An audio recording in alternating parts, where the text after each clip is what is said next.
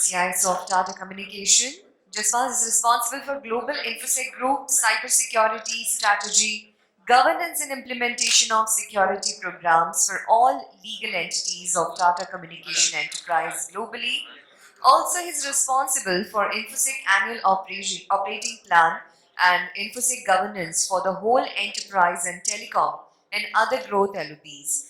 Jaspal sir is here. Please put your hands together, ladies and gentlemen, for this next session. So over to you.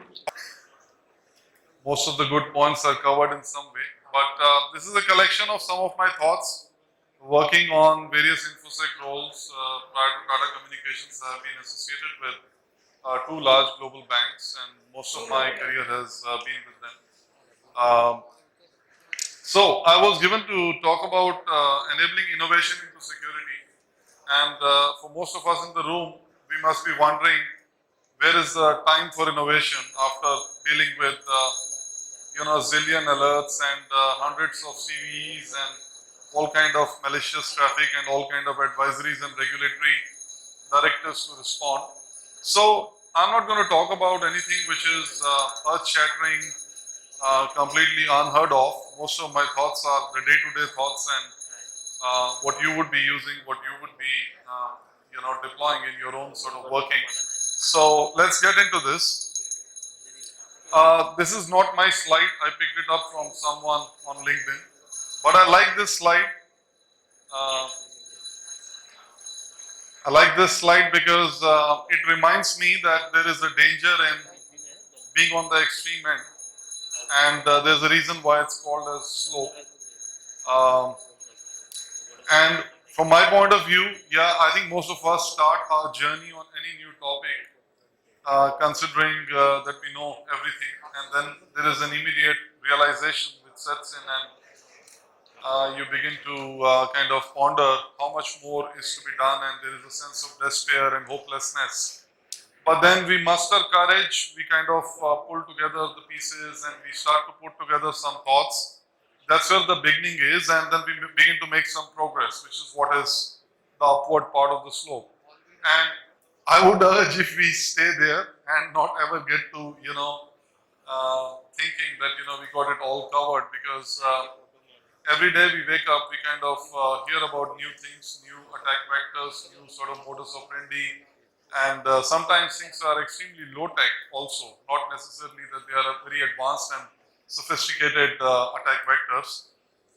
And depending upon what topic we are dealing with, because there's a lot of new things which have gotten added in our lives as CISOs or information security practitioners or IT practitioners.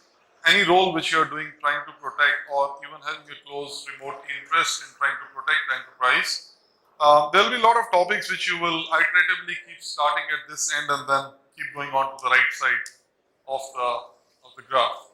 So why bother? I mean, why innovation? I mean, if the life is so sort of, day in, day out, there are new things to deal with, we'll somehow make it to the end of the day. Why bother to innovate, or why bother to think about doing things in a different way? So I think at the outset, we are living in a very turbulent geopolitical environment with a simultaneous deployment of cyber and electronic warfare. We saw a lot of detail around this in the recent events in the industry. And things definitely are very busy for all of us who are anywhere close to any organization which has been termed as a critical infrastructure institution, or even one of the large global or national, for that matter, ICT providers.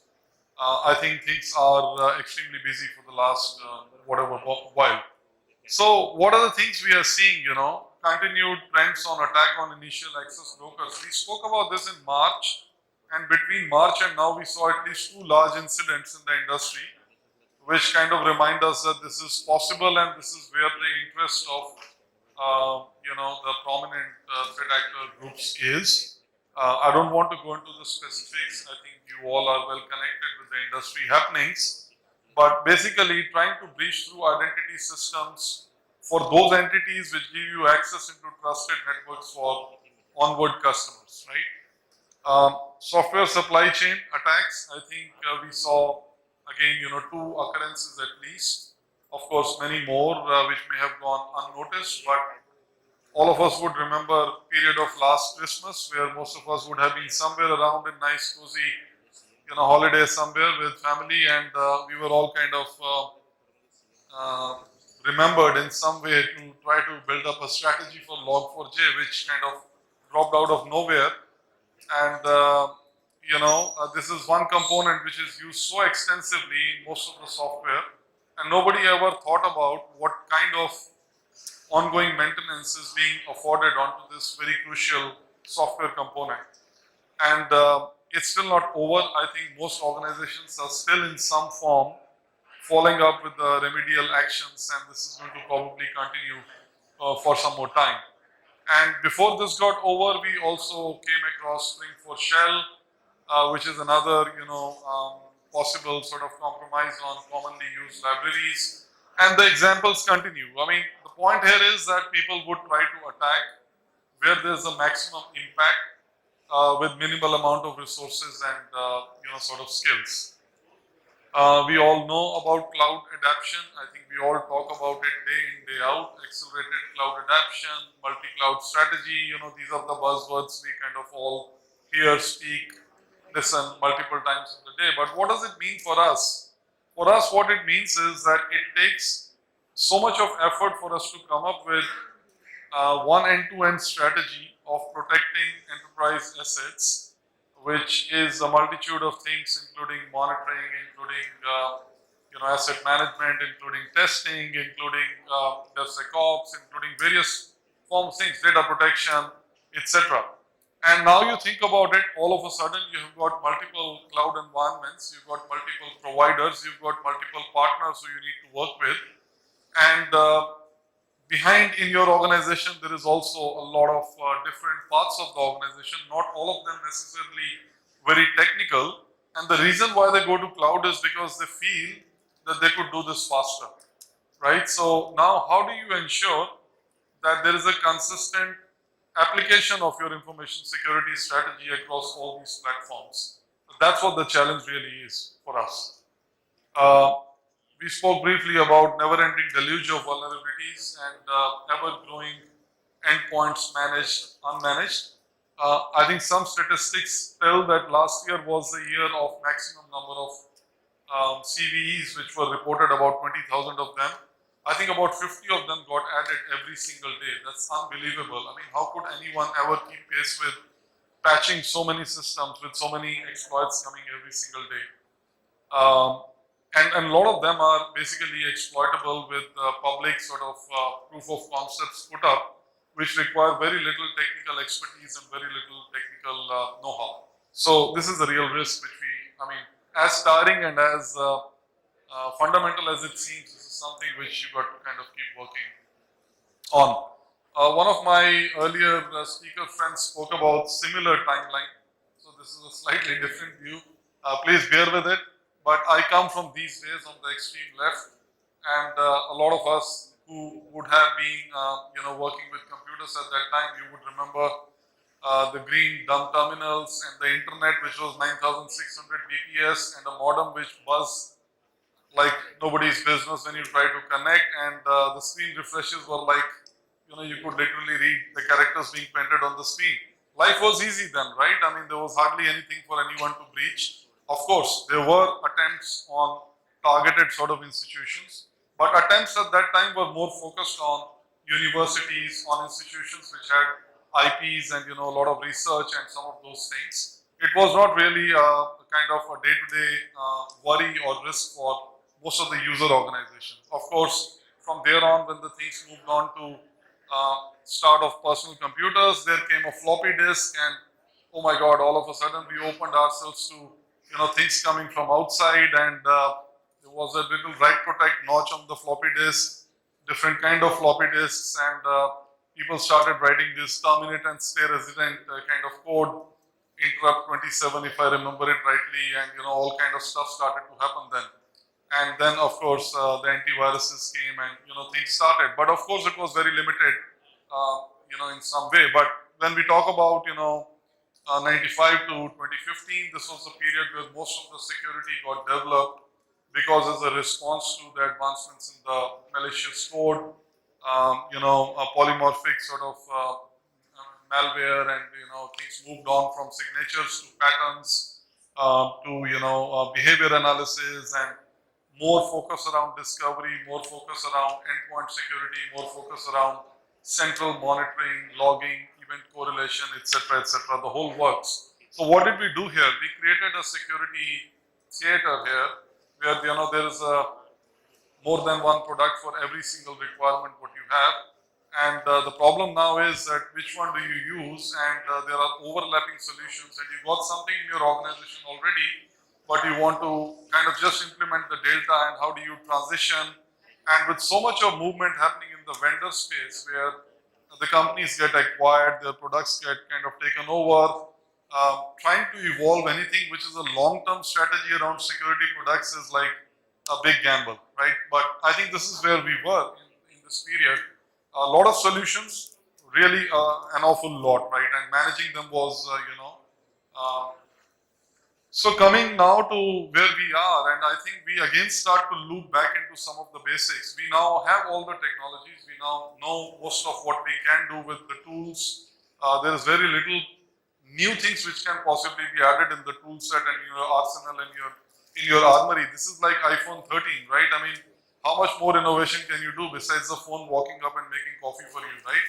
So I think now we again begin to look at, okay, fine, what do you do with these tools, and how do you make the most effective use of these tools to get the right prioritization, the right business value of the assets, the right risk classification, getting an effective security program, and kind of working with your stakeholders. Some of those things we speak in the next few slides as well.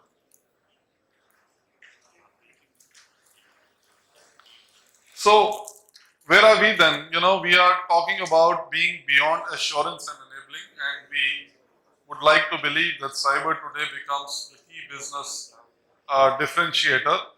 And we then immediately talk about digital trust, which is an automatic necessity in today's global economy, which is so reliant on connected technology, connected machines, connected people, connected businesses. And the most sort of underpinning in all this is whatever you use, whatever you process your data on, wherever you keep your data, it has to be secure, and it has to protect the basic triage of security, confidentiality, integrity, and availability. Interesting statistic again in an assessment for readiness for Industry 4.0. I think it was only about 16% of respondents who believed that they had a robust digital trust roadmap for their organization. Most believe that this is still a very new concept, and while we talk about it, but not necessarily the important parts in the organization understand it, or our stakeholders understand it, and not necessarily they appreciate what role they play into this whole journey. And this is not just an information security organization or an IT organization problem. This becomes a whole enterprise sort of a challenge. So cyber becomes a key sort of underpinning to drive digital strategy, digital governance, and digital execution. Everything digital is based upon a secure, trusted, and robust and always available connectivity. Modern day security priorities, again, like I said, we go back to the basics, and it's about improving the visibility. The mountain of devices, a lot of them are unmanaged devices, people working from home, people working from all kind of untrusted networks, third-party apps, vendors, so many cloud suppliers, so many platform suppliers, home networks, and there's a lot of blind spots with all this, right? So where do you need visibility, and do you have the right sort of measures in place to kind of achieve that? Ransomware, as we all know, still remains as the biggest menace in the cyber sort of parlance, and again, underlying that is the big sort of financial motivations, or in some cases, competitive malice, and various other factors, sometimes even state nation funded efforts to bring down and cripple the critical infrastructure.